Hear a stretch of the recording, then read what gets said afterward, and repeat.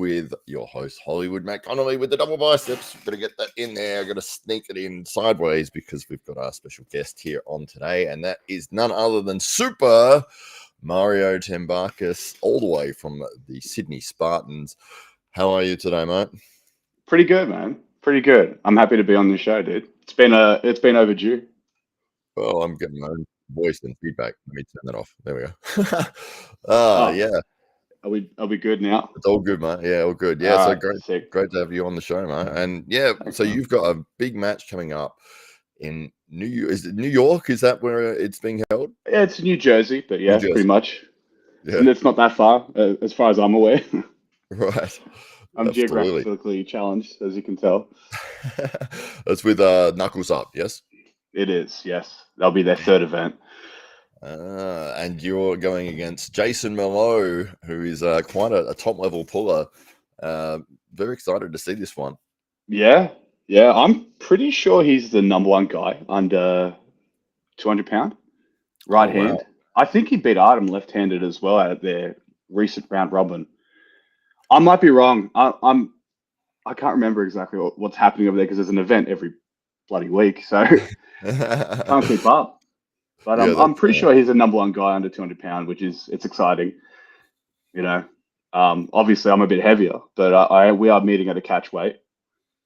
Yeah, that was one of the things. I was on the Arm Wrestling Buzz podcast a week or two ago with Jason, and we did discuss the weight. And they were like, "I don't know if Mario's going to be able to get down there." And I was like, "I'm pretty sure he's cruising down there pretty easy." Yeah, it's a slow taper. Honestly, I've gone from 112 kilo down to 105 this morning. So, and it's just trimming the unnecessary fat that I've got on my body because I like to eat. That's the problem. I love eating. That's great. It honestly feels good. Feels better that I'm lighter now. I feel more athletic. So it's actually done me a good service, to be honest. Oh, that's push great. Myself down in that weight, yeah. But I think the last few kilos, possibly the last 5, will be all water, and that's going to be the hardest part of the cut. So, good times. Yeah. So, well, how many more? What is the weight? Is it 210 pounds? 215. I think that's being about 97.5 kilo. So I've gotten down under 100 for nationals, and that was without sauna. That was just basically fasting, and that was pretty cruisy. So I think I can fast and jump in a sauna and get down there pretty easily. It's just the access to the food that I need. I'm hoping I've got that. You know, the boys are pretty accommodating. So Chris and the team, so it should be all good.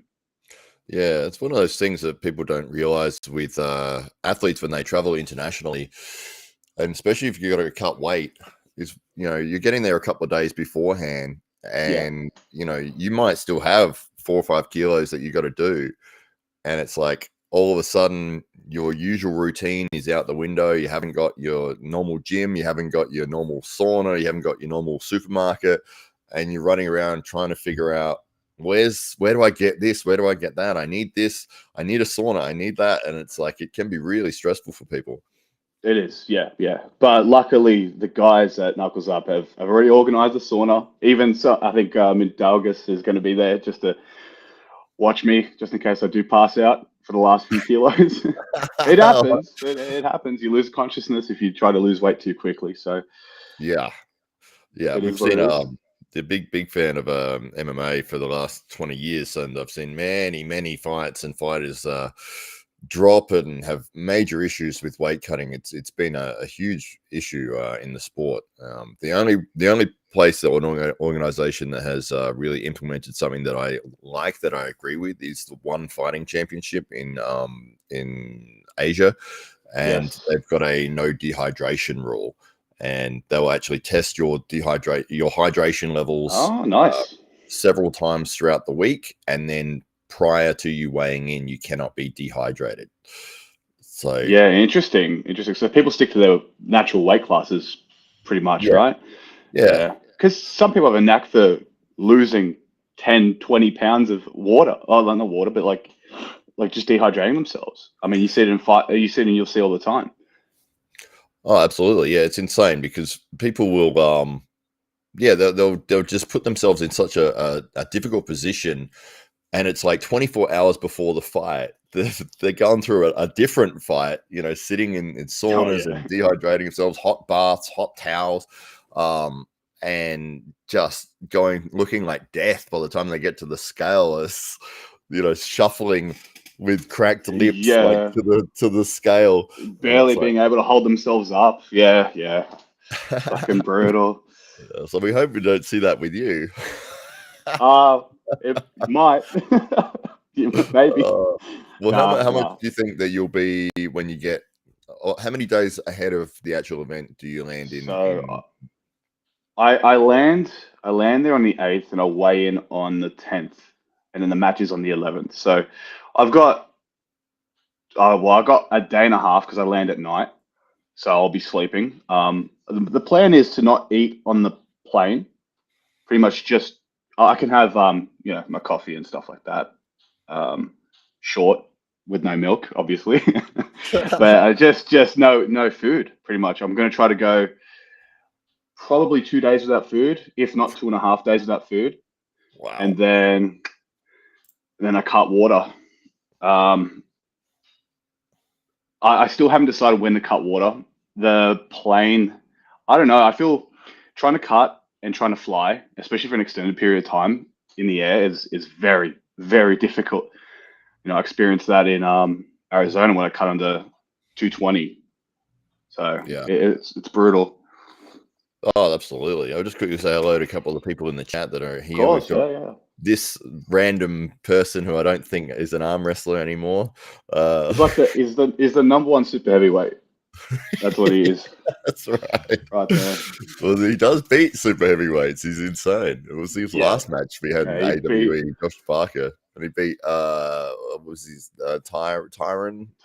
yeah, Yeah, Tyrone. Tyron. I never forget. I remember his face, but I can't remember his name. It was like 155 kilos or something, and Josh Yeah, is 70, and he still won.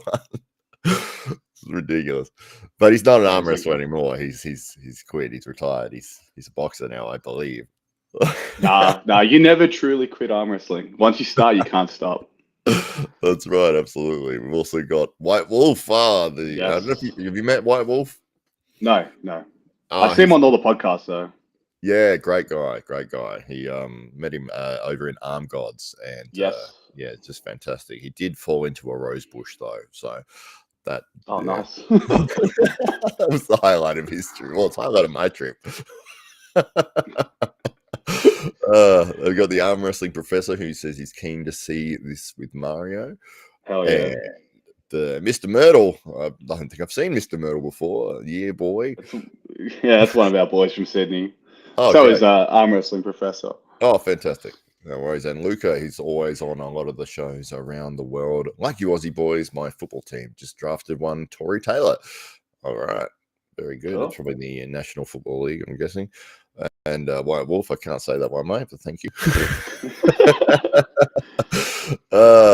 That said, Merlot is our guy, says Luca. Yes, well, this should be a good match. And He's the that's poster boy. He is indeed. He is indeed. Sam Burnett is in, and he says, "What is that? Hell A yeah, dude. sneeze? What is that? A cough? And a fire? I can't tell what that icon is. Anyway, good to see you, Sam. Good old Sam. Savage Hitters Arm Wrestling is in the chat as Yes, well. the boys over at Seatown. Good to have you in the core. Well, he doesn't censor anything. I just censored you, mate. Put him on the bench.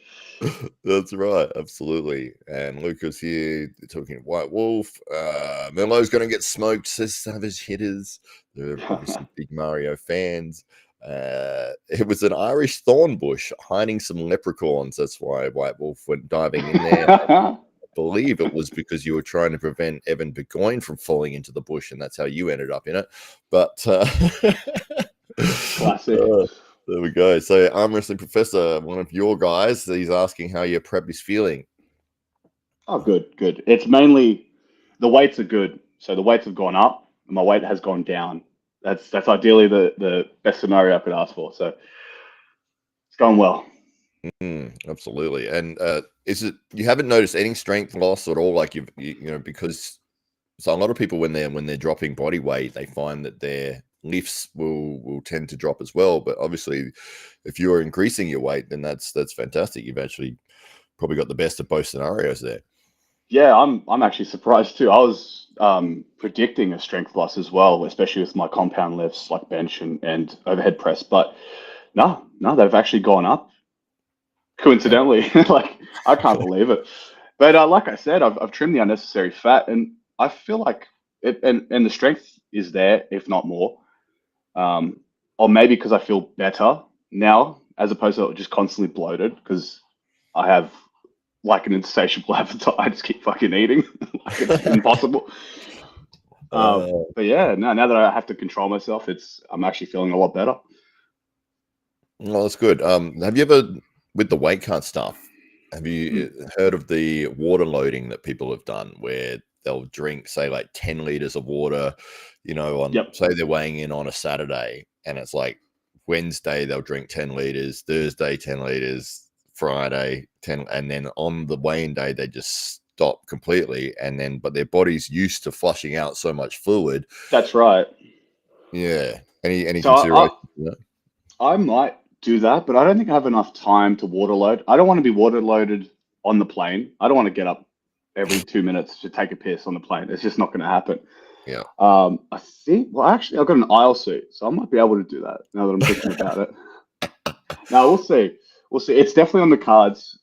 If my weight isn't where I want it to be, if it's not about 102, 103, by the time by the day before I get on a plane, then I'm going to have to resort to that, I think. Or I can also salt and water load.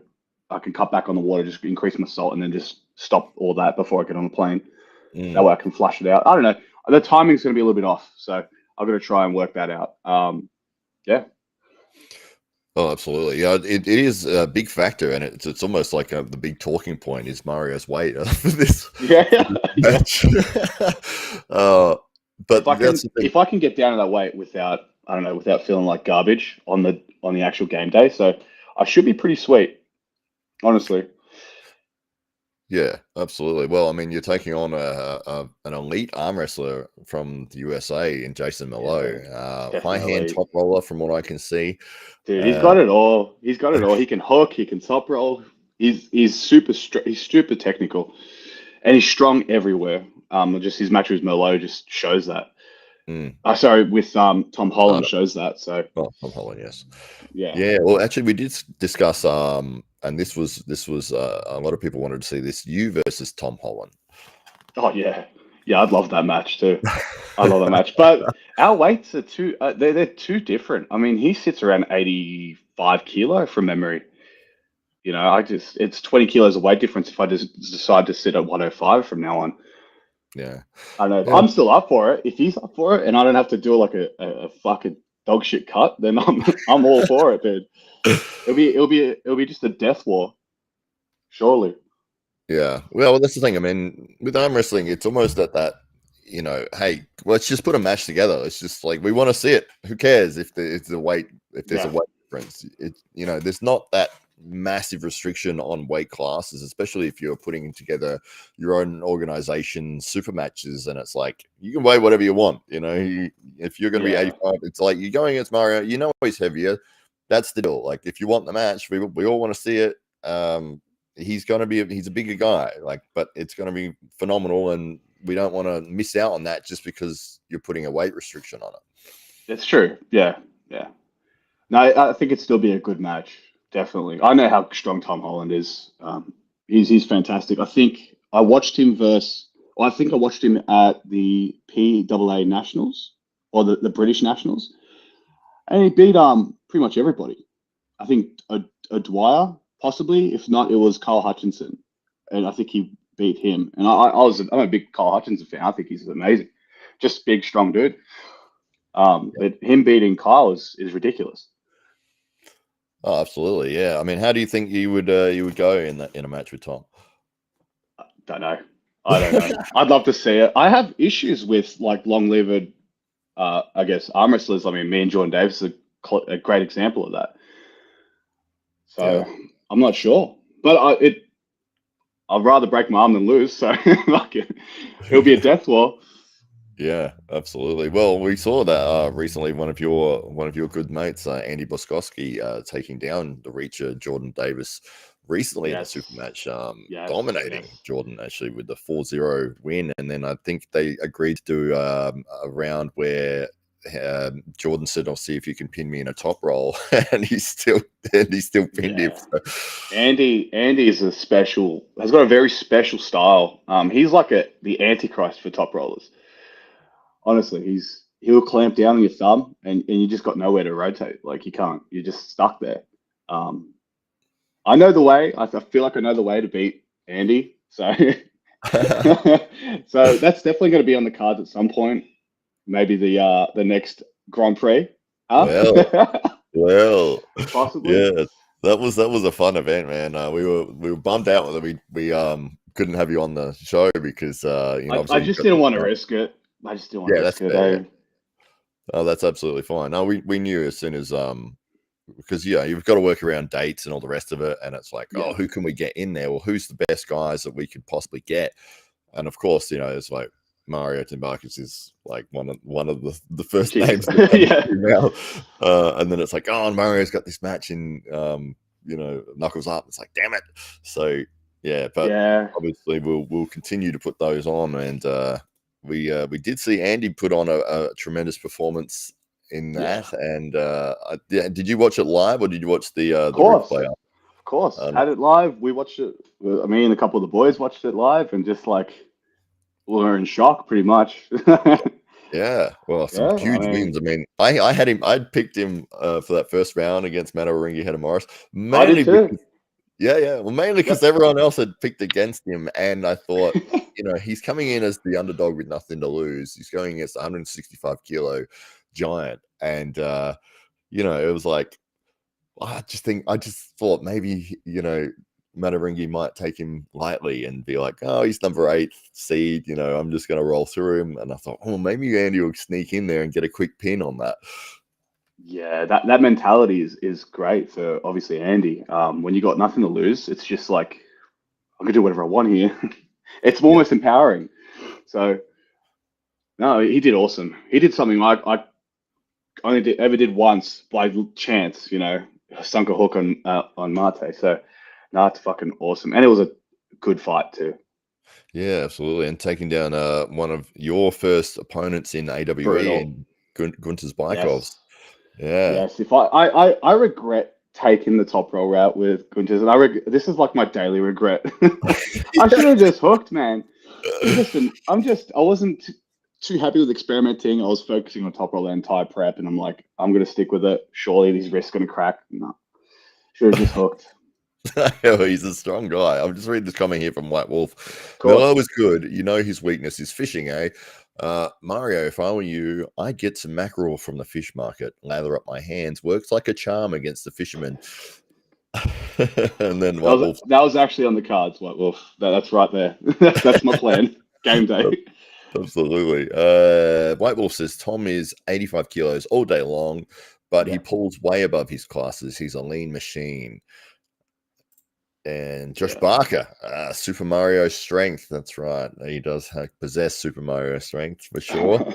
White Wolf says, talking to Josh. Arm Wrestling Professor says, Andy's performance against Jordan was otherworldly. Absolutely. Andy versus Mario would be iconic. Well, I don't know. I think I like the fact that both of you guys as friends, and it's like you're moving up the ranks together. I wouldn't want to see you sort of take each other down. Yeah, just save us for the finals. All right. Absolutely. Yeah. How do you think you would have gone with that Grand Prix, if we stuck you in there, let's say you're in Andy's position. So we popped you in just for fun. And in the 8th seed, first round, Mataringi Morris, which ended up being a loss for Andy. But how do you think you would have gone with that one? This might be like a bit cocky of me to say. I think I would have won that first round. I truly do. And because I know exactly where I want to go, how I wanted to set up. Plus, with Ethan reffing, I could get away with a bit more. So I could have supinated harder, as I did as where I couldn't before at New Zealand Iron Hand. Well, that's the last time I versed Mate. So I think I would have cupped him in, and I know I have more side pressure than Andy. So I could have. I reckon I could have done it. I reckon I could have got it. Yeah. Yeah. What about Rickard Vaughan, the talk of the day? Dude, yeah, press. ridiculous. He did things I could never do. You know, one tapped pretty much everybody. I always say, I say this after I saw the performance. The hardest thing about the press, and he's got all the leverage advantages of a presser. He's taller, he's bigger. He can get up and over his arm, and his shoulders will still be squared, and he could come just crashing down. But the hardest part about that is to set up straight. With Ethan reffing, no discredit to Ethan. He stepped up to the plate. I even spoke with him when he was here for the East vs West qualifiers. He did a good job for what he had, his knowledge and the rule set, obviously, because it's a bit different, right? Yeah. But the hardest thing about a press is to get into it. He was already starting in the press, but still he has all that finishing power and some. It didn't look like he really peaked out. I feel like he was probably 90% of his strength or 90% of his finishing power. So he didn't really slow down except for Mate at one round, and still that's a huge scalp. Yeah, absolutely. Yeah, for sure. And then we saw him sort of jump on the after pool table with Lachlan Adair, and he was getting pinned with that. And it's that was ridiculous too. I mean, even left-handed with Lachlan, I know how strong he is. But to go back to your question, I think he has asked me a question about how I do with Rickard. I would if I had to start like that with him on top of my arm, I'd just get those wrists flat and I'd meet him inside. I didn't see anybody try to meet him inside. So I don't know if I'd win that or not, but it would have been pretty good, I think. It would have been a good match. Yeah. Well, it was fun because we saw you faced off against Rickard in AWE number 2 here in Adelaide. And you were able to walk away with a victory there, a dominating victory. Not really. No. It wasn't that dominating. He still did awesome. In fact, he should have got one of those rounds off me as well. Looking back at it now, I think I elbow fouled quite a bit. But to be fair, he's trying to control his arm while he's applying like infinite back pressure on the setups. It's difficult to keep your elbow on the pad, dude. But all the credit to him. I think he arm wrestles way better now and more diligently. You can see his evolution too. How he's just gone from fucking amazing first year in, till now. You know what I mean? Yeah. But yeah, got to walk away with the victory. I'd say skin of my teeth, possibly.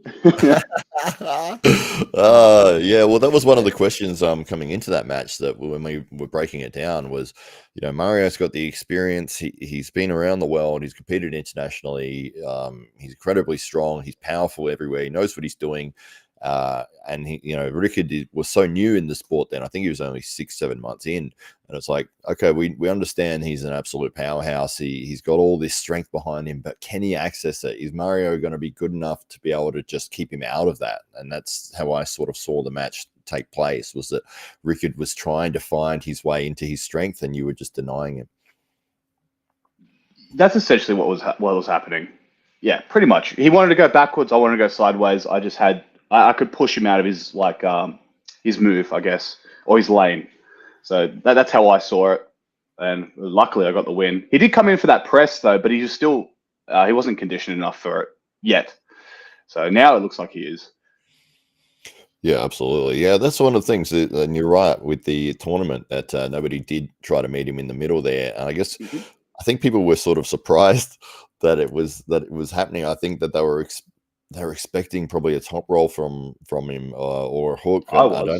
They probably weren't like planning on defending a press all of a sudden. And then I mean, if you see someone on top of their arm, you gotta change your style. I mean, even if you're weaker than your opponent, but you counter his move, it's more your success rate's higher as opposed to your opponent. That's my opinion. But if you see it in practice, you can see it in practice too. Like could test that theory out. Yeah, absolutely. That's right. Yeah, for sure. White Wolf says, Matt, let's get Mario over to Arm Gods. It's my dream. I'd love to go. Those events look just ridiculous. No, Looks a no lot of thumbtack match for me though. I'm What did you good. think about that, the overall with the thumbtack thing? Uh, I don't know. I've had like a loss of words. It was just ridiculous, man. Uncle John getting hit in the fucking head with the beer can and then like bleeding out all over the floor for hours. Yeah, that's. I don't know how I feel about that either. Yeah, it was the talk of the event, really. I know the event organizers didn't know that was going to happen. So, Yeah, yeah, it definitely added some interest to the event, but it sort of, in a way, it kind of overshadowed the amazing matches that did take place on that card. And there was 17 matches in total. So 16 jeez. normal matches, and then the 17th was the thumbtack one. And there was some incredible guys on that card. And, we saw Ron Barth and Ryan Bowen. We saw Mindargus on Yeah. the card. There was a legendary match between Matt Smith and Connor Sale. Yes, I watched that match. Mm, That was yeah, ridiculous. That's a it was death war, insane. a legitimate death war. Yeah. Oh, it was So insane. good. Both guys' elbows afterwards. This whole area was missing the skin. Good, yes. Uh, That's a good disclaimer. Chalk your elbows, everybody. Chalk your elbows. I don't think it would have helped these guys in that. They were both in that. Probably not. Just led uh, to some sort of infection. that's right. But it was funny because Connor halfway through left the room. Like he just walked off. And it was like, what's going on? Like, He because threw we up, didn't. eh? Yes, he went to Yeah. throw up. Hell yeah, dude. Well, we didn't know what was happening. Like the audience didn't get told. Like we were Should have just been like sort a halftime report. Just followed him to the bush. because he's just walked through the crowd, walked straight past me, walked and then kicked open the emergency exit door, and he's gone out the back. And it was like, what's happening? Did he quit? Where's he going? Fucking awesome, dude. Yeah. And Yeah. then he came There's back not and he was back on the table and kept going. I was like, oh, all right. full tactical. That's awesome. That was amazing. It was amazing. Yeah, I mean, there are so many good guys that you can match up with over there. The UK has tremendous arm wrestling athletes, and yeah, we'd love to Yeah. do a thing together with Arm Gods and see if we can get some of our top guys, yourself included, to face off against some of their top guys. Maybe I'd love to. James Wall would be a good matchup for you, I think. James Wall looks so fucking strong. Like he was in there with Rob, and I'm a big fan of Rob's too. So I like to think I know roughly how strong he is. He still bangs with like the greats like Marcio, for example. So James Wall would be. I'd love the match, but it'd be tough. It'd be really, really tough. Oh, absolutely. Yeah, for sure. Well, I'd love to see it, man. It'd be incredible. Both of you Fuck guys yeah. are so strong. Josh Barker's. Oh no, I missed that one. Sorry. Josh Barker's asking if AWE is doing a Sydney comp still. Maybe in the future, Josh. We are planning on several different things at the moment, but we'll have to let you know on that one. And Lucas says, what other matches are on the card is Mario most looking forward to? Oh, dude. That's a good one. I'm looking forward to Tom Holland's match with what's his name? The guy who versus Ryan Bowen. I just forgot his name real quick. Oh, the Korean guy? Yes, I'm Yeah. actually looking forward to that match a lot because I do think like me and Tom will eventually arm wrestle in the future. That's why I've got a peak interest there. And Camille's match too. I mean, Yeah. we just saw him off a big win with Tobias, so I'm actually keen on seeing him and meeting him in person as well. So that'll be awesome. Absolutely. Mr. Myrtle says Devin Larratt showed everyone how to beat presses against Jerry Cataret. I mean, yeah. I mean, not everyone has his levers too, so that's another problem. I think if you watch Todd Hutchings and Jerry's match, that's probably more accessible to most people. Everyone's got a shorter arm than Devin, or most people have a shorter arm than Devin. So I think that's a great way of looking at it. That's how I would approach Rekid anyway, is meet him in the center and pull him out of that shoulder. If I Yeah. can do it, that is. Yeah, well, this thing with the tournament is you only get that one go at it, really, don't you? It's like we're a Two super if you're match. lucky. Two if you're lucky. So, yeah. Yeah, two if you're lucky, absolutely. But yeah, that what super match format between two people, when we always like to do first to four because it allows both guys the opportunity to change their tactics and change their game plans, and you can really find out who's got Yeah. a greater skill set as opposed to that one and done kind of style. But Yeah, yeah, I completely agree. Completely. If I had an extra round with Gunters, uh, maybe. It's like I just realized, yeah, I can hook him. I know I can. And then it's like it's over. I'm like, fuck. yes, that's right. I think we were But going to do first to fours, and then we were like on time restriction, and we had to bring them down to three. But it would that's have right. been Yeah. No, it is what it is. It is what it is. I should have realized that sooner. Like, you just work with what you got on the day. absolutely. I'll jump through these comments here quickly. White Wolf Yep. tack match was insane, but the other matches were off the hook. Smith versus Sale was top 5 all time. It was incredible, an absolute ridiculous war. Connor left a puke. Yeah, that's right. That's what we were talking about a second ago. Purging the Guinness. Yeah, that's right. Absolutely. And we've got one of our AWE co-founders here with Ryan Bowen, who says, lads, and he says, good luck to Mario. Can't wait to watch you do your thing. Cheers, Mark. And he's helped us out with the back song Yol. I just That's it. remember him Yes, as Beck Song being Yol. number one. Yes, Beck Song Yol. Beck Song Yol. Yeah, Absolutely. they've got a few Asian arm wrestlers on the card this time too. They got, I think, I just remember I think his last name Toshiyuki I think he's from Japan. He looks ridiculous as Yeah. well. I just can't remember who he's going up against. The card's huge, by the way. So I'm looking forward to that match because I do plan on visiting Japan at some point, hopefully close to the end of this year. So I'm hoping I can maybe get a match with him, depending. Like, we'll see. That'd be incredible, man. Absolutely. Well, the more matches that you're in, the more I'll keep watching because I love to see you arm wrestle. It's so powerful. Is that? I mean, I remember talking to you about this in Adelaide at AWE1, and it was like you just had this natural strength, and then obviously the training on top of that has enhanced all of that. But did you find that you, like with arm wrestling when you first started it, were you just sort of naturally a strong guy, or did it take a bit of time to build that? If I look back at it and think about it objectively, yeah, I was very strong when I started, very very strong. There's only 4 guys in the club when I started in 2016, and Oz was still, I think he was winning 90 kilo championships at that time, and I got on the table with him, and it was quite fair, first time ever. We were quite close, so I'm like, all right, and I was 90 kilos at the time too, so.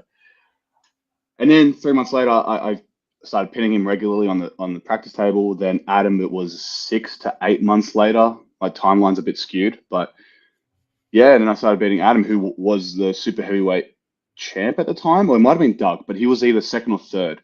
So, and then I Wow. started pinning him. So if I look at it objectively, yes, I think I was strong to start with. I just had a natural gift for it. Yeah, did it come from like a background of were you like doing labor work as a teenager or something, or you just No, look, I was athletic as throughout high school, so I started obviously pretty much straight out of well, not straight out of high school, a year after high school, but throughout those years, I did all sorts of sports, did some gymnastics, so I think that's what really strengthened my hands. Mm. Um, and then I was in the gym since I was 15, so I guess it was that helped as well. Mm. Yeah. Absolutely, yeah, oh, for sure, man. This is a crazy thing. Is that I think the first thing that people realize when they grip up with you is how bloody strong you are. Cheers. Yeah, and I've said this a couple of times, but it always makes me laugh whenever I see it. This footage, the afterpull footage of you just pitting people over and over while you're talking to somebody else and drinking a beer at the same time. Oh yeah. So good. Because Those all were of the like days. everyone Yeah. here in Adelaide is still sort of rising through the ranks and trying to enhance our skill set, and I think we're getting up there. But I still think we're behind on the eastern states. But for us, it was Well, step one to increase your strength as a club is to get members and yeah, who all have the drive or the same motivations. So once that happens, it's exponential. It's going to be quick growth, I think. So I reckon, because I've seen how many people go to your club now. It's ridiculous. yeah, man, it was awesome. We had a really big night on Sunday. I managed to. I thought, "Oh, I'll grab the camera and turn it around so everyone can see Yeah, actually how many people are in here." And we had 7 super matches that night as well, which was just awesome. crazy. People just kept coming up. Oh, we want to have a match. I'm like, all right. And then after that, oh, we want to have a match too. You're like, That's okay, awesome. People just wanting to have matches on a regular basis. That's clear growth, and yep, it all starts with the mind and want and the want to do it. Or yeah, absolutely, yeah, for sure. It's going well. But I remember when you were here, it was for us, you were like 10 levels above where we were. And it was just funny for all of us to jump on and just realize just how bloody far away we were from nah. the top level. But No, everyone feels strong in the practice table. I think if you could just refine your starts, you're right there, and you can get there quickly. yeah, I think we've improved a lot since then, but it was a great opportunity to get on the table with some of the strongest guys in the country, and that was surprising because when we ran that, it was the Real Cup here, and it was just after COVID or during COVID or something when I don't think Yeah. there'd been a competition for quite a while, and Yes. so everyone was keen to get on the table, and we had some of the best guys. Like looking back at it, it was like, man, some of the absolute best guys in the country were at that tournament, and Yeah, yeah. that was a good tournament. Yeah, yeah. All right. The lightweights, you had Sam. I think Sam was there. Yes, Sam was definitely there. You had Taran. Oh wait, was Taran there? Actually, I'm Yeah, not even going to try to remember. That I was reckon he was. so I long think ago. absolutely. Yeah, I think he was. I think he was trying to pin everyone in the after pool as well. Yeah. Oh, of course. Yeah. I'll see if I can bring Yeah. up the chat here on the screen so we can see what all these comments are. Oh no, it's not going to do it that way. That's fine. Ryan Bond says he was 101 kilos when I faced him. I think he's talking about Baksung Cow. Whatever Back his from name. your. Back from your. Baksung Yo. Yeah, sorry. Uh, 101. I mean, he looks short too, so he looks super muscular and compact. right. And Yeah. apparently his walk around weight is 95 kilos. So I there you go. still couldn't keep his hand with you. So, Marcus that's Thompson, pretty good. owners of Arm Gods and an absolute legend. Yes, I think Marcus. that it would be a clean sweep for Tom against Baksung Yor, but I guess we'll find out.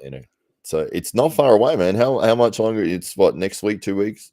I think it's 12 days from my match. Oh, sorry, 13 days from my match. I get an extra day because I get to fly over and I go back in time essentially. Yep. So 13 to 14 days. Nice. Yeah, it is confusing with that day change, isn't it? Because when I It flew to is. Ireland, like I left on Tuesday, I flew for 2 days, and I got there. It was Tuesday. It was Tuesday. Yeah, it's such a trip out. It was insane. And then the opposite when you come back, Oh you yeah, gain you gain 2 days. You gain that. Yeah, that's right. You gain a day or 2 days in my case from leaving from New York. it. Absolutely. Ryan asks, will Tom top roll or hook? I hope he hooks. I hope he Yeah. hooks. It's gonna be a good match. Yeah. Yeah. Well, Ryan did say that his match with Bak Song-yeol was the most painful match he's ever experienced because Yeah. of the way that it ended up.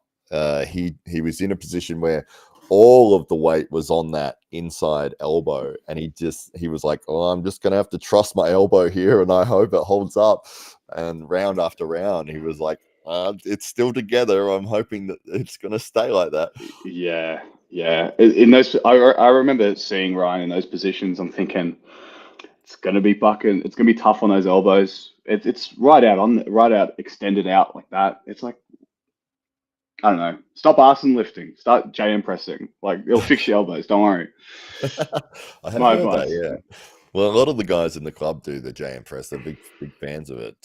Yeah. Yeah. Ryan Bowen asks, Mario, have you declared your tactics or is it a secret?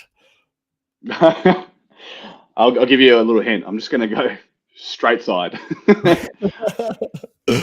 If you're good enough to stop me, you're good enough to stop me. I mean, I'll deal with whatever happens after. Yeah, that's right. It's like if you stop me, oh well, then we start arm wrestling. Absolutely. Yeah, Jason Malone, no easy match, man. I mean, how did this one come up together? Did Knuckles Up just reach out and say, hey, we've got someone? And you said, who is it? And they said, Jason Malone. And what was your first thought? So I think they contacted me after Florida. So they saw my Florida performance. So that was decent. I won the 242s on the right hand after like a close death war with Dane Sellers on. Yep. Coming up from the B side too. So I think it was impressive, you know.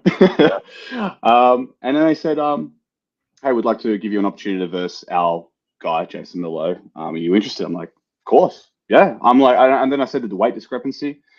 I'm like, I do weigh this much, but I can get down to, under 220.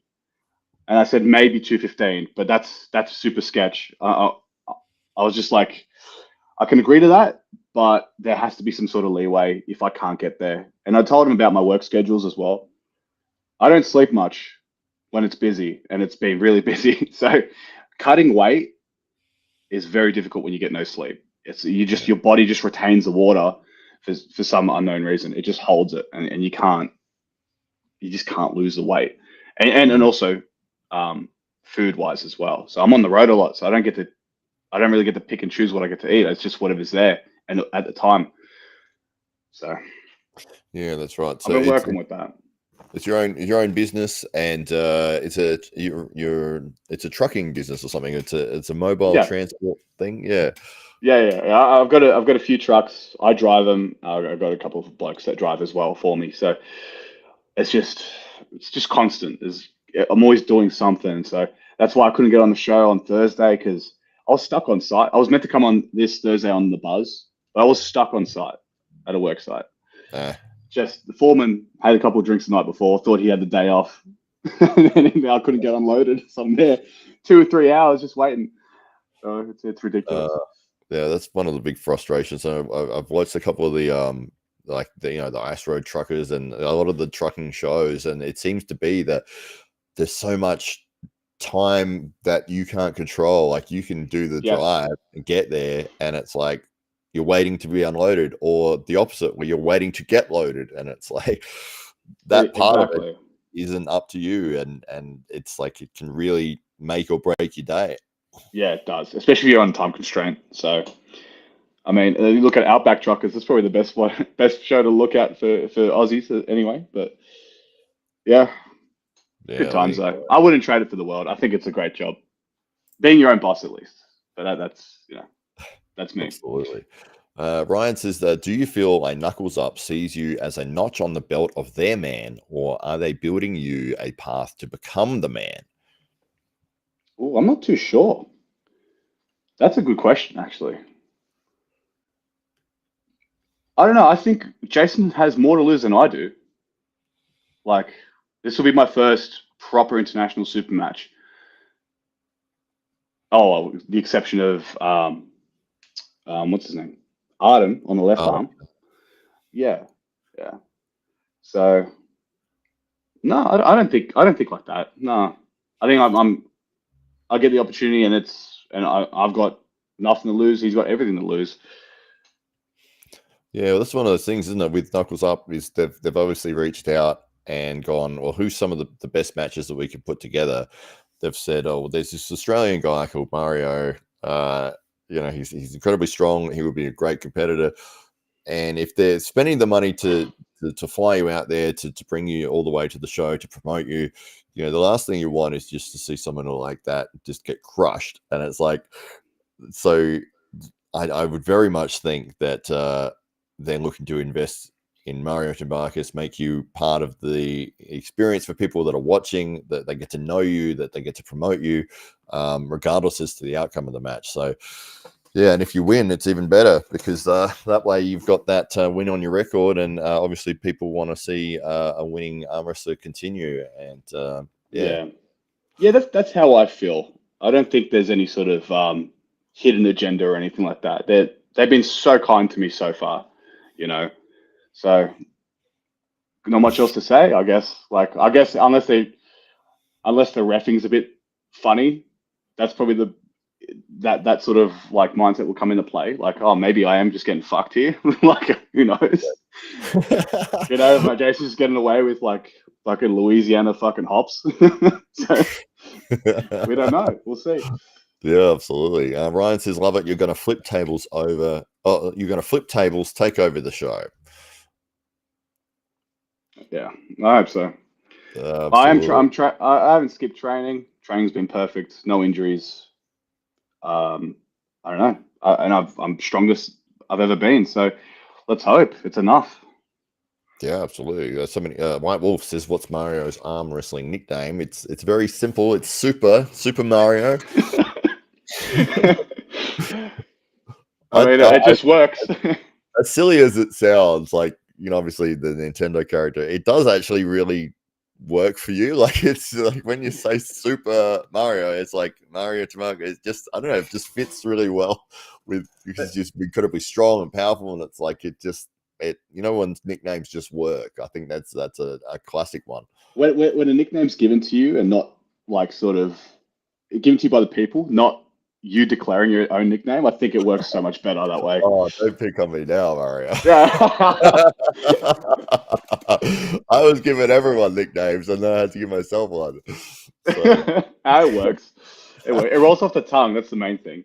Yeah, and I didn't know about Don Underwood then. Because Tim Graham, when I went to the club, and I said, "Oh, I've come up with nicknames for everyone," and then he goes, "What's yours?" And I said, "Oh, I'm going with Hollywood." And he goes, "Don Underwood's got Hollywood," and I was like, "Oh, who's Don Underwood?" He's like, "He's one of the legends of the arm wrestling." I'm like, "Oh, there could be two Hollywoods," and I'm thinking I'll never meet this guy. I'll never like talk. I'll be fine. And then I think a month later, I'm on a podcast with him. I think I was watching that too. And he says, "How'd you get your name?" And I'm like, "Oh, I made it up." Oh, so good, so good. But yeah, so good. the Super Mario nickname. Who was it that sort of coined that? I think it was Jake Ward, dude. I think he did it. Yeah. Oh, good. He's given a lot of good nicknames over the years, that's for sure. He has. We've got one of the guys in Adelaide whose nickname is now Buddy Cop Robert. I like that. That's pretty good. Even though his name's Alex. That makes it 10 times better. It does. It's because I thought his name was Robert for months. He never corrected me. And then when he entered the tournament, he's filled out his form, and I looked and I go, "Why did you write Alex?" And he's gone, "That's my name." And I was like, "Right, of course." And then I was going to Jake, and then throughout the tournament, because Alex has this 80s cop moustache. Nice. And then he became the Body Cop, and then it was Buddy Cop Robert. So yeah, that's one of my favorite ones. And that's going to stick for the rest of his life. Oh, absolutely. It's yeah, done. for sure. I've already done a t-shirt for him and everything. Nice. Anyone in your club got some fun nicknames? Not really, eh? Maybe the only person I can think of is Lachlan Carpenter. We just give him every racial slur under the sun as his nickname. So he's got about 50. None of them you can say on here. Exactly. That's about it, though. Eh? I can't think of anybody else.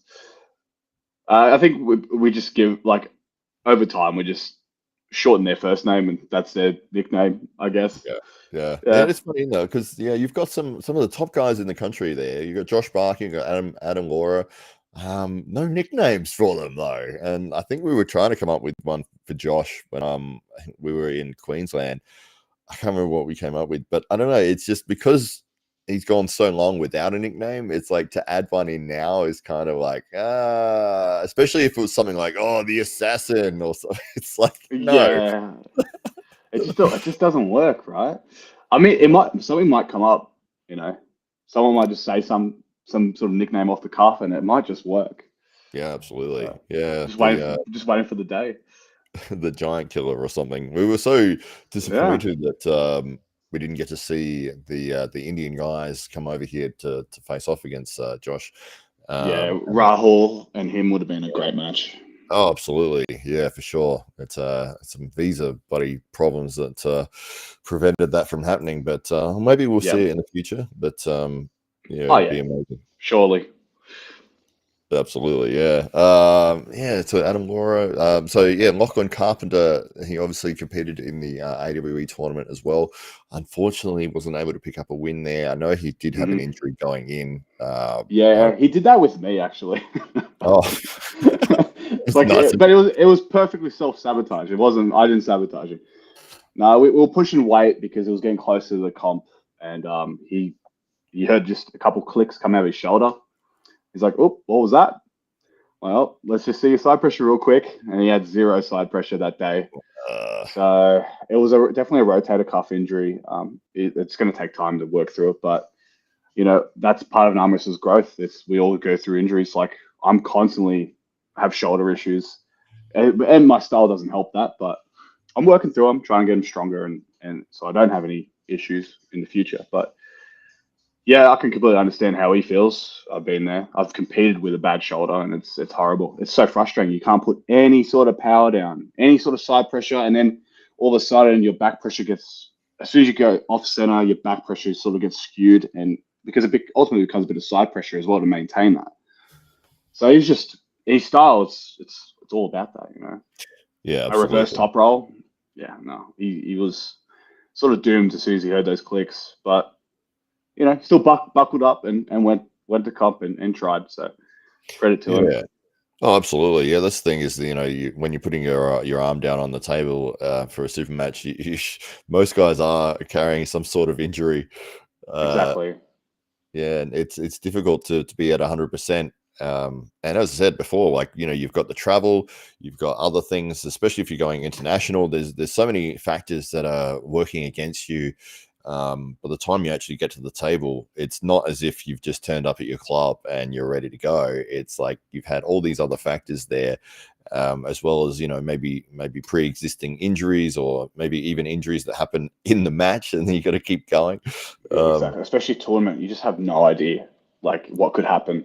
One bad match could screw you for the rest of the tournament. That's Especially right. happens early. Bowen Contardo says back pressure has left the chat. Yeah, it's all about side, dude. Still uh, couldn't get that either. Marcus Thompson says, I heard a rumor some boy called Hollywood slipped in at the end of the day and beat everyone. Oh, at the AWE. Yeah, well, there is a secret, and I did write this in the video there, Marcus, to beating all the top guys in Australia. You wait 7 hours until after like they've been on the table and then they've had lots of drinks and they're exhausted, and then get on with them when you're completely fresh and you might have a chance. That's vulturing 101 right there. Absolutely. And they see me in the corner in every video just waiting, oh, not yet. No, not yet. Let it cook. Let him cook. That's right. That was great to get on with. That's one of the things that I love about doing the AWE is that we get to meet a lot of these guys that internationally and in Australia as well, and New Zealand, people that maybe I would never meet before, and especially get on the table with them, and to be in a room where we're in Lachlan Adair's back shed, and there's Lachlan Carpenter, there's Lachlan Adair, there's Ryan Bowen, there's Brett Coots, Andy Boskowski, and we're all just jumping on the table back and forth with each other, and it's like, this is incredible. Oh, and Ryan Scott was there as well. Yeah. It's like one of the best training Yeah. sessions you could ever imagine. No, that's good. Arm wrestling does bring people together, which is honestly why I stuck with it for so long. And all of a sudden, I just fell in love with it. That winning is nice, but that factor as well is where I get to meet people I would never meet otherwise. And internationally as well. So one of my best friends lives in Arizona.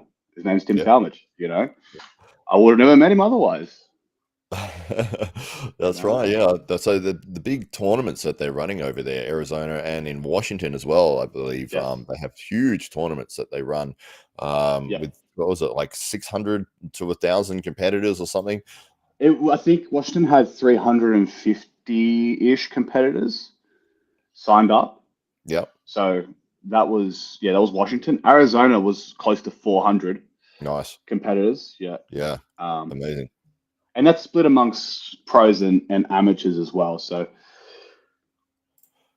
Right. Oh, absolutely. Yeah, for sure. But huge tournaments, and that's the ones that you went over and competed in recently. Um, So yeah, yeah, how did it go? So originally, when you first went over there, was it just you picked a tournament in the USA and said, "Hey, I want to pick for this, and I'm going to go over and just train for that one and go for it." yeah. So me and Lachlan Carpenter, we decided in 2021 to like, yep, let's go to the US, let's go compete, let's just see how it is. And we picked Washington State, and we got in contact with Armed Sports Entertainment or Tim Talmadge, and he just said, "Yep, just show up. I'll give you all the details. This is the hotel. This is that. This is this." I'm like, "All right, cool. Super easy to understand." So we booked our flights, got there, and yeah, I mean, he weighed us in early, which was nice. Then he took us out for a couple of drinks the night before. Just fucking self sabotage You mean right you there. took him out for a couple of drinks? It almost ended that way. Yeah. And then yeah, we competed the next day, and I don't know, it was good. That was just after I think Australia relaxed their laws in terms of international travel. You still had to do a bunch of you had to get the two fucking COVID shots, Oh yeah, and then you got to get this like pass as well, like this international pass. So we did all that shit just to get out of the country because we got to the point where we've been at home for the last 6 months. We need to do something. This is fucking insane. yeah. And people was we still couldn't congregate. I think we couldn't bring more than 5 people together at that time. Mm, Still, right? But we could. wow. But anyway, besides the point, we went over there. We did all right. We both came third in our weight class. I think actually I came third in the super heavyweights. I think for some reason, and I came third in my actual weight class. So I was doing back-to-back classes like an Yes. idiot. I shouldn't have done that, but yeah, got a couple of decent wins. Mainly that at that time it was Cody Merritt's right. Got a win on him twice, so that was good. And at that time he was world champion on left arm, I think. Yeah, So yeah. Absolutely. I remember that was the big talk of that tournament was that, hang on, Mario, this guy from Australia has just shown up to meet Cody Merritt. yeah, yeah, that was a cool moment for me. That's when I sort of like fell in love with arm wrestling again. Like you have these little moments where you just get a really good win, and you're like, yes, this is why I do it. You know, this is why I train like 20 hours a week. You know, just had this one moment. I mean, it's cool. Anyway, I'm talking like philosophical here. Oh, that's right. No, I know what you mean. Yeah, people will flow in and out, especially with one of these sports where it does take such a toll, physically, because the Yeah, movements and the wrist and everything is so unnatural for day-to-day life that, you're always going to be facing, wrist pain, elbow pain, shoulder pain, back pain, this, that. And it's like some days it would be like, is this worth it? Is this worth all the pain that I'm yeah, suffering through? yeah. I see. When I started, I think I'm a bit of a masochist. Like I loved it. I trained through the pain. Just kept doing it. Went to the gym straight after practice. You know, back in 2016, 2017. So there's people out there like that. I think Lachlan Carpenter is definitely one of those people. But then you get newbies that come in and just they can't take it. I'm like, it gets easier. It always gets easier. Yes. Yeah, you Uh, do get conditioned against it, absolutely. Marcus Thompson saying Alan Fisher arm shock comes with a pacemaker. Well, have you heard anything about the arm shock at all? what, No, so what, Marcus Thompson and Paul Maiden, the owners of Arm Gods, have stepped it up from the tag match. They thought getting stabbed with thumbtacks wasn't uh, enough. they're gonna They've do like got electrocution pads. electric shock pad. I mean, even unless like both people are gonna get shocked, right? So no one fucking wins, really. Oh, the audience wins. Oh, I mean, fuck yeah, yeah, yeah. That'll be a full house too. Uh, no, I think from what Paul was saying was the shock is mild enough, or the current. I don't know how it works, but it's low enough that it will only shock one person, or the person who gets pinned. Oh, But it directly touches it, yeah, so it won't travel through. That's yeah, all right. we hope so. Yeah, I mean, just turn it up every round. Just turn it up turn up Yeah, the just a dial a little little bit. bit. Yeah, I was hoping to be a bigger reaction for that. If the crowd can't physically hear the electricity like crackling, it's not good Yeah, enough. if the hair's not like steady on it. Oh yeah, absolutely. Front row gets the hair thing, you know. Jeez, you'd be holding on for dear life then, wouldn't you? You'd actually win against anybody. Like it's You're life or like, put death. me against Devon, I don't care. I'm Yeah, not yeah, getting shot. literally. That's how Devon could have won that match. Put his life, literally put his life on the line if he gets pinned. Yeah, yeah. That'll put a lot of people. That'll push a lot of people. Absolutely. I don't know who will be featured in the first match. It was kind of funny with having the thumbtack match with Uncle John and Evan Burgoyne, who are both villain characters.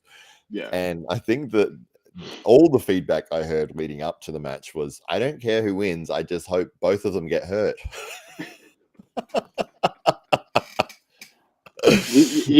It should be like if you want villains, get Ryan and Uncle John left-handed. Yes. Surely, Yeah. that'd be a great match. It would. Yeah. He's just going to start training his left hand. Ryan's left is not at that caliber though. You sure? It's pretty. I'm still up playing his left because left. there's a lot of traumatic memories with his left. I Really? think he's pinned me more on his left than his right, if I remember correctly. Wow. Okay. Yeah, but Yeah. we're talking like 2016, 2017 now, so a long time ago. I think he hasn't trained his left in a few years. He got beaten by Tim Graham here on left in Adelaide in the T Series. Okay. And injured his elbow, and he said, that's it. I'm not doing left anymore. Well, maybe Ryan and Uncle right-handed. That might work. Yeah. Unless they want to get like Chris Gobby out of the woodworks. Everyone would love to see him get fucking shocked. I mean, haven't heard from him for a while, actually. Okay, fair enough. Yeah, but well, that's the thing is, I think if you've got a hero and a villain, it always plays better than two villains. Yeah, because two villains, and it's like we want both of them to lose. When you've got a hero and a villain, obviously you want the hero to win. If you've got two heroes together, that's where it's like, it can really be, well, you've got to pick against somebody. It's almost like, if you happen to go for two football teams and they play each other. Yeah. No, I get you. No, that's awesome. I wonder who's on the list for that sort of match. Yes. Yeah. Well, curious to know. It'd be your hardcore guys. It'd be all those guys that love doing that sort of thing. Yeah. So yeah. Evan Burgoyne's, Uncle John's, Chris Gobby maybe. Yeah, I don't think RVJ was keen. I think he thought it was kind of silly. So did Ron Barth. He wasn't happy with it at all. But hey, at least it's something different. Trying new things is never harmful. So unless it's like drugs. So we'll as many of those as you like. Yeah. But I think change is always good. So yeah, I mean, it was, why as not? you said, it was something different. I like the fact that they left it till the very end, and it's like, hey, there's 17 matches on the card, 16 of them as normal arm wrestling super matches. The very last match on the card is the thumbtack match. If you don't want to watch it, then you're free to turn it off, or you can leave. You don't have to be here. Yeah. Yeah. So everyone was there. I mean, that's a great compromise. Just to try new things out. So I think they did a good job with that. Right. Absolutely. Marcus Thompson says that for the electric shock match, we want somebody over the age of 60. We want an RIP. Well, Ron is over 60. I don't think he would do it, though. But he also says that Ron stood on a chair to watch. There you go. Mr. Myrtle says, Mario, who from the East would you like to have an international match with at an East versus West card? Oh shit, that's a fucking great question, dude. Mm. I don't know, eh? I keep thinking I'm not even close to their level because they dedicate their whole life and they start at a young age, especially with the elite guys. So I'm not too sure. I guess if I do get the opportunity, I just let Engen decide.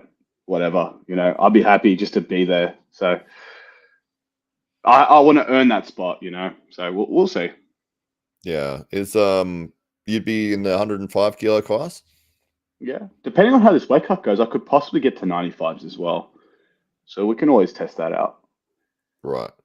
Yeah, Yeah, 95. Jeez. Ooh, I don't know. it'd be rough, but if I find this cut easy and if I respond well with the sauna, I think I usually do anyway from memory, but we'll see. I guess like if I just shed my body water, if I shed my water quickly and easily without much of a fight, then yeah, I could probably get down to 95s consistently. Yeah. Have you had to what's the biggest amount that you've had to do before in a weight cut? It was 11 kilos. Oh my I did God. I did 11 kilos in. Well, I was tapering my weight down for 2 weeks, and then I just did fasting and a little bit of sauna, and I got down to 11 kilos within 2 weeks. Wow. That's fast. That's surprising. It was hard, but still got through it. And the main thing was I recovered really well from it as well. So just made sure I ate the right foods and drank a lot of Gatorade when I weighed in. So just to refuel. Yeah. Absolutely, get the electrolytes going. What about by the time you got into the position where you had to jump in the sauna and do the water, how many did you have to get off at that point? I think it was about 4 kilos. 4 kilos. God. So it was what was I doing? It was because I have a sauna at my gym, so just get on the treadmill, pretty much fucking jumper, long pants, 2 pairs of socks just to warm up the body, and then sweat it all out, jump in the sauna, get the rest of it out, towel off every couple minutes, or every 10 minutes, I think. Yeah, it's a process. It works. Oh, how many times have you jumping in and out of the sauna? 4 or 5 times. And were you 4 or 5 not times. were you going, don't put me back in for the last ones? Because it was me alone, so I was Oh, like, I have to do this, I have to do this, I have to do this, and just went in there. yeah. Yeah. Oh, so you hit the weight, you hit the scale, and then how long was it once you got to the weight before you actually got to get on the official scale? Oh, once I got the weight, so it was pretty much 12 hours, I think. So Oh. I made weight, and then I'm like, all right, now I just got to fucking relax and try to think Yeah. about water or food. Did you do And the then ice cube thing? Did you suck on ice yeah, cubes? yeah, Yeah. I had to. Otherwise, I'd just be coughing like a maniac because I'm just dry, fully dried out. So it was good. Weighed in at I think it was Aussies the day before nationals, and bang, all good. Awesome. No, I just remember in the UFC they had Vanderlei Silva was cutting weight for a thing, and Dana White went to see him backstage, and Vanderlei had this bag of ice, and he was just like face was in it, and he's gnawing away at this bag of ice, and then Dana's watching it for a few seconds, and then Vanderlei puts his head up, and Dana goes, "Can I get a bite of that?" Fucking hell. So good. Honestly, the things we do just to get to weight. Yeah, absolutely. Yeah, for sure, man. Oh, it's insane. But yeah, you're on track for Jason Malone. And it's going to be in a couple of weeks at Knuckles Up in May New 11th. Jersey, Yep. May 11th. Yeah. So very excited to see how you're going to go there. I think we might give it another couple of minutes here. We'll see if anyone wants to ask any last minute questions to Super Mario Tambakis. Is it Tambakis or Tambakis? That's my question. They're both correct. Okay. It's whatever feels right, you know. Yeah, feels right. I've always said Tambakis, and then I heard Jake Ward saying Tambakis, and I was like, am I saying it wrong? Nah, they're both correct. And then I heard Paul Italia say Mario. Every all the Americans they say it like that. Like just call me Muzz. It's easier. And then it's like Muzz. Muzz. Fucking kills me every time. How did you go with Paul Italia? Because he's said that he's a big fan of yours, that he's met you a few times, and he's very much a fan of Mario Tambakis. Yeah. He's good. Well, we met at Washington. Really gracious guy. He let us come back to his place for the after party and drinks, and no, it was good to sit down and chat with him as well. Saw him out of his cowboy hat and sunnies. Saw him in a hoodie, which was fucking awesome. Never forget that. Nah, he's a good guy. Yeah, really generous guy. So I was hoping to get on one of his if he's still doing events, because I remember he brought Lachlan Adair over for a couple matches, and his events look pretty good. So I'd be keen if he's ever willing. Oh, we'll You have know. to show him this and let him know. Oh, yeah. Yeah. I tried, like I said, I tried to get on his show this week and I couldn't. So I had to apologize for the previous week as well because work's been a mess. Oh, we understand, mate. It work is can take priority, and this is one of the things that we want to do with AWE, and with our side of things, is to make it so people can have arm wrestling as their career, as their thing that is bringing in the money, so they can do that full time. Yeah. They don't have to go and if you want to work a job, you can, but if you have the option not to, then if you can put all your time into training, then sure. Honestly, that'd be awesome. I think you guys are on the right track to do that as well. The right approach is, I think you're trying out different things. So you had your T Series, Super Matches, and now the Grand Prix. I think you're going to build up stars in the next couple of years, and then from there, that's I don't know. I don't know what would happen next, but I think that's definitely in the realm of possibilities nowadays to have your career as an arm wrestler. Yeah, absolutely. Well, that's the thing is, if people can build their own social media profile as well, I think that helps. Yeah, it's incredible. I mean, you look at guys like Leonidas or Schoolboy, or all those guys who have built a platform outside of just competing.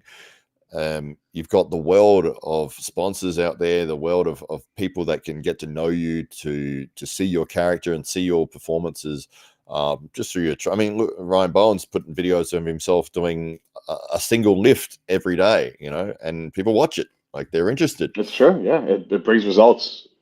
Yeah, and there's the argument to be made that a lot of the matches that he's been put on have been because he has a big audience, and it's like that's definitely a factor in those matches. His ability is good as well. Yeah, but yeah, him bringing the eyes on the pay-per-view, it just makes your overall worth more, I guess, more than the next guy, for example. So, yeah, that's right. That's right. Yeah, absolutely. From the promoter's perspective, it's like, well, do I want to put a guy on the card that has, he's a phenomenal puller, but nobody knows who he is, or somebody who's not bad as a puller, but he's got 200,000 subscribers and there's going to be a massive amount of people that are going to watch. It's like, probably going to go with that guy, I think. yeah. Especially if you, as a promoter, you're trying to make some money or you're trying to break even. Like that's going to be the only way. You need to have those guys. Yeah, absolutely. And obviously you've got your unicorns there where you've got the both factors, where you've got the elite guys that are fantastic at doing the social media stuff as well.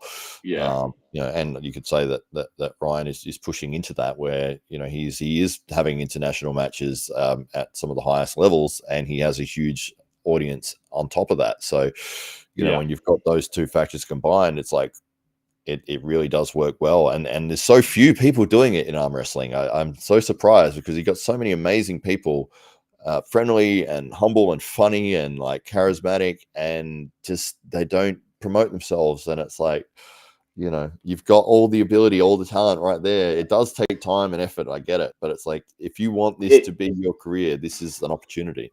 Yeah, it's getting that stage where it's possible to make it your career.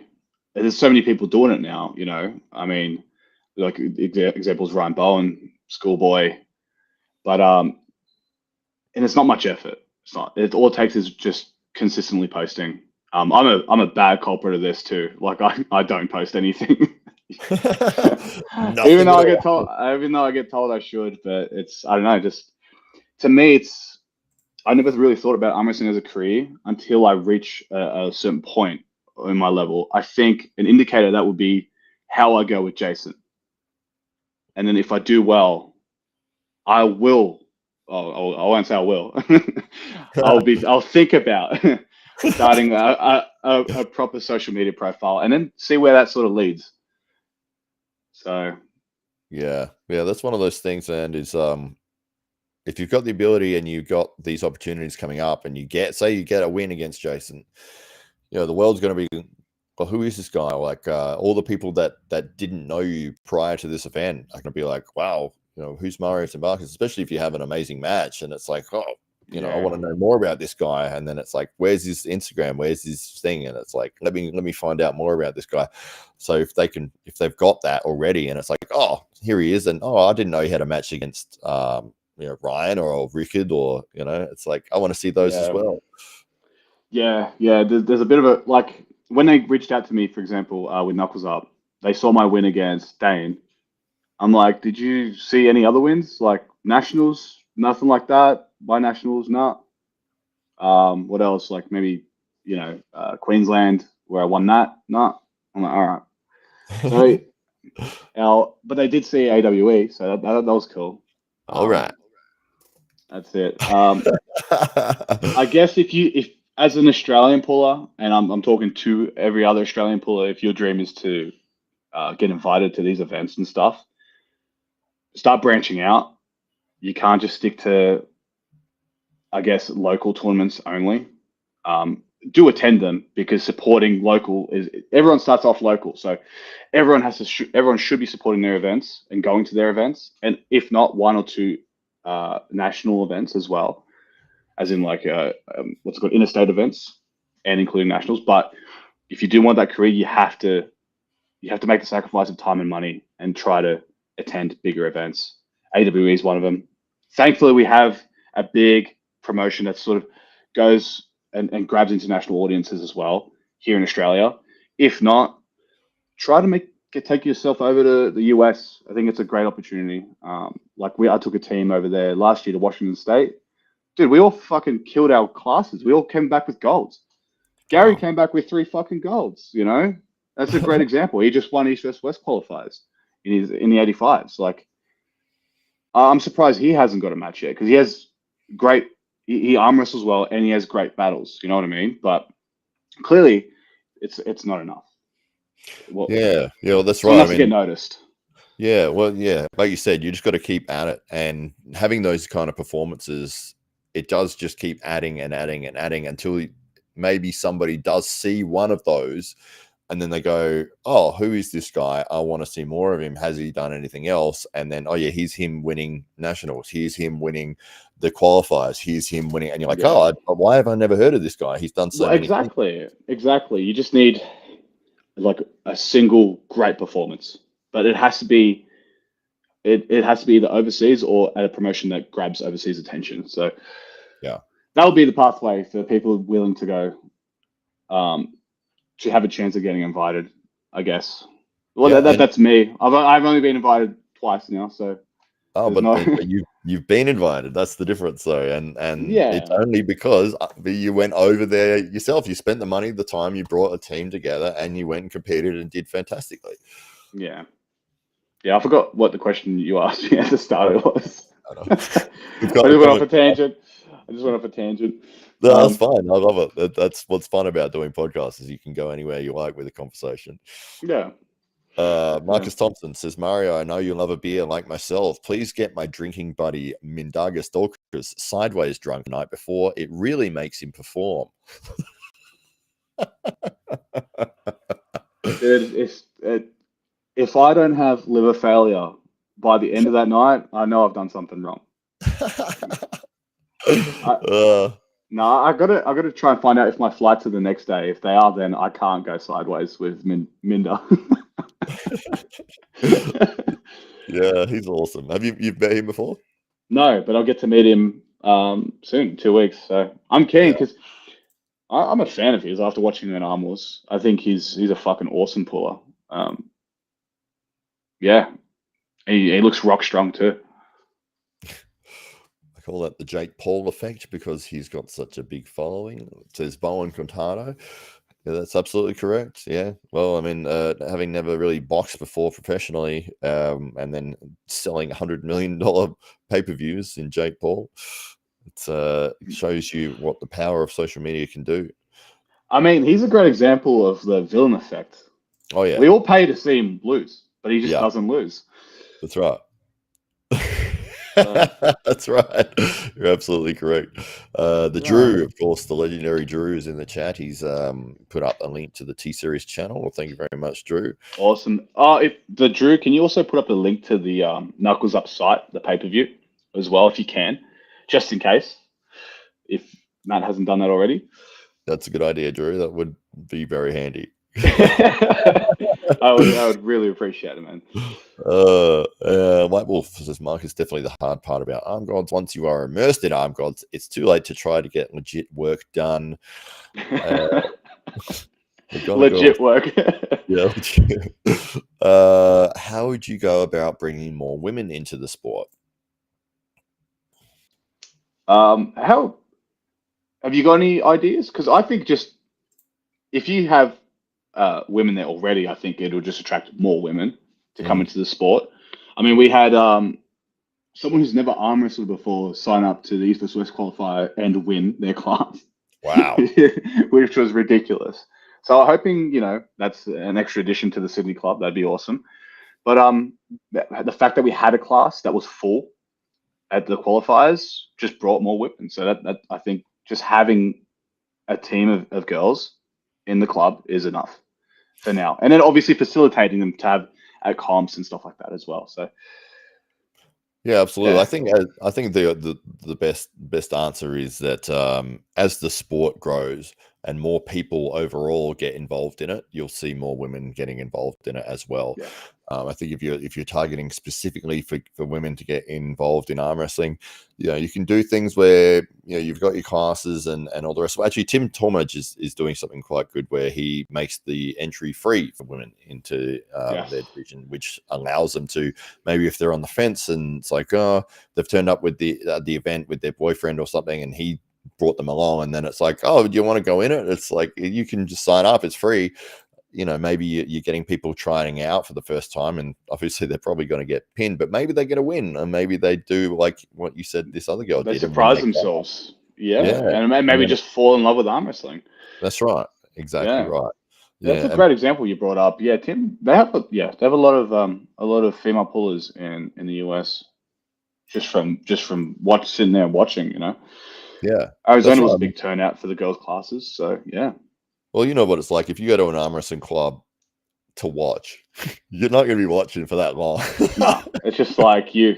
Let's go. Come on, table. Like, no, I'm right. Come on, get off here. All right. Yeah, that's it. Yeah. You can't just watch. No way. Same in a tournament. So if they had the women's class there, and it's like, hey, look, you're watching the men's one. We actually have a girls one. If you want to enter, it's free. Go over there and sign up. There's whatever. It'll be a bit of fun. So maybe that's an option as well. Marcus Thompson says Paul Maiden threw out a wild, unbelievable idea to have a women's match at Arm Gods in the USA. Well, I'd like to see who would be involved in that match, but that sounds very exciting. I know that they're teaming up with Winter Blast. Oh, okay, so that means they are going to the US. They are going to host an event in the US. Okay, all right, that was my question. So that's cool. Yeah, so that's awesome. Yeah, Winter Blast too. That's another event I've been trying to tee up, but I don't know. It falls at a bad time with work. I get busy around the financial year, and they're always at the end of the year, so it's always around then. Yeah, I can't. Yeah, but Ryan Grunding and those boys, they look like they put on really good events. Yeah, well, I think they had, I don't know, 590 competitors or something. It was ridiculous. Absolutely insane. And if Arm Gods is going to be there as well, it's going to be even crazier. Definitely crazier, that's for sure. McGonagall says, "I just want more people. I'm even against."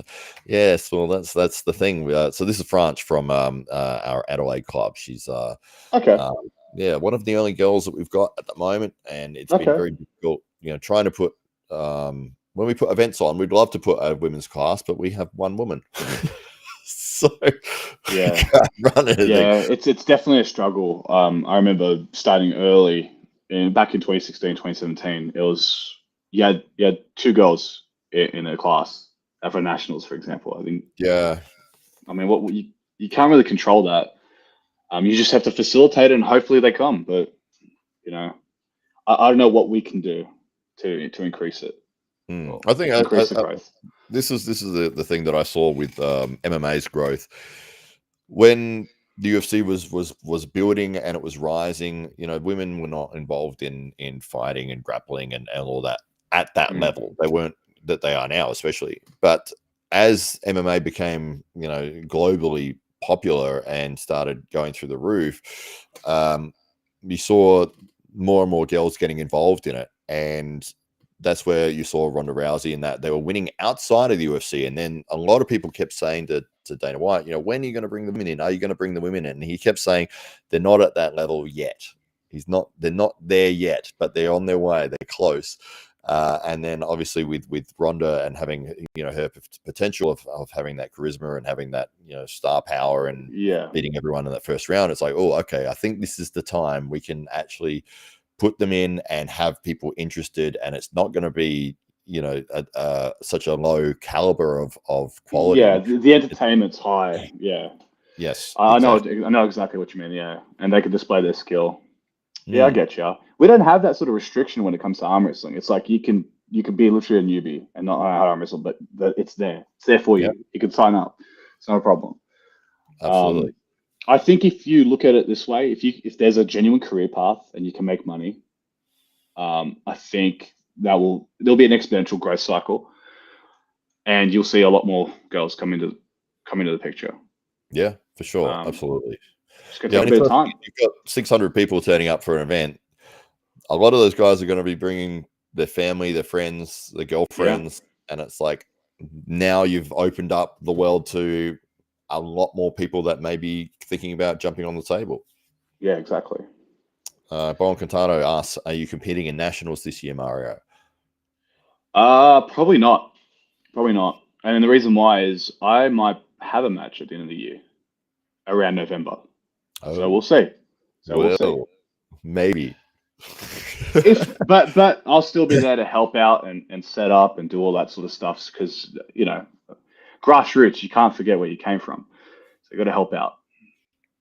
I remember you helping us out enormously with the Oh yeah, AEW yeah, events, and yeah. Of yeah, course, man. It's you put me up at your place. Of course I No, will. the funniest thing about that was that we had finished packing everything up finally, and it was like midnight, It was a and long night. Yeah. yeah, for sure. And this was the very last thing, and it was like, okay, put the last thing in the car. Great, go to drive out, and they've locked the gates. Oh yeah, yeah, yeah. And then we just went looking for the guy to open up the gate. Yeah. Another 20 minutes of chasing around to find the guy. It's Ah, just like, what? He knew we had driven in. He let us in. We were going to be driving out. Why the hell would you lock it and leave? Anyway. hilarious. Couldn't believe it. There we go. I'll finish up. We've got a couple of last minute questions here. Arm wrestling professor, what's he have to say? Once you get to a threshold number, they keep coming back. We now have 3, and they've been coming pretty consistently. That's fantastic to hear. Yeah. Is he at Sydney Spartans or? So no, he's at Newcastle. That's Jacob Johnston. Oh, is it? There you go. Yes. There you go. The man who does the rankings. Yeah, that's a tough job. It's a That is. very, very tough job. Still, I think they're as close as they can be. The Elo Yeah. system is a bit rough, just because I still think Ryan Scott is number 1 on right hand to this day. So, well, you can't do much about that, Yeah, well, it's one of those things when you put rankings together and you put them out because everyone's going to be upset at something, you Yeah, know. you can't please everybody, especially with that sort of stuff. Yeah, for sure. But I think he does a good job, and he doesn't get paid for it. He does it completely voluntarily. So That's exactly right. Yeah, yeah, so well and done and to you. they're the most up to date as well. So Yeah, that's right. regardless of, and if you don't want to lose your ranking, show up to tournaments. That's right. That's right. Yeah. Or send Jacob $50. I think he's up the. I think he's up the fee now. I think it's. I Has think he? it's 70. Oh no! Is that why I'm not on there? Yeah, That yeah, and probably. I suck. Oh, that's great. All right. So yeah, we'll finish up there, I reckon. No Any worries. last minute things that you wanted to pop in, Mario? We're obviously looking forward to your match coming up at Knuckles Up on May 11th, and Thank you. incredible against Jason Merlot in USA. And yeah, it's his right hand first to 4. I think it is first to 4, but we have a 3 foul system too, so Ah, there's also that. So the matches might go on forever. Really, good. we're just Actually, yeah. elbow fouling, 2 fouls each. We still have the last one, and then one match could last fucking 15 minutes. So you never know. One round might last 15 minutes. So That's right. That's right. Absolutely. Well, I say a big thank you to Mario Tambakis, and we say thank you to everybody in the chat. And yeah, we awesome. will talk to you again soon. Thanks for having me on.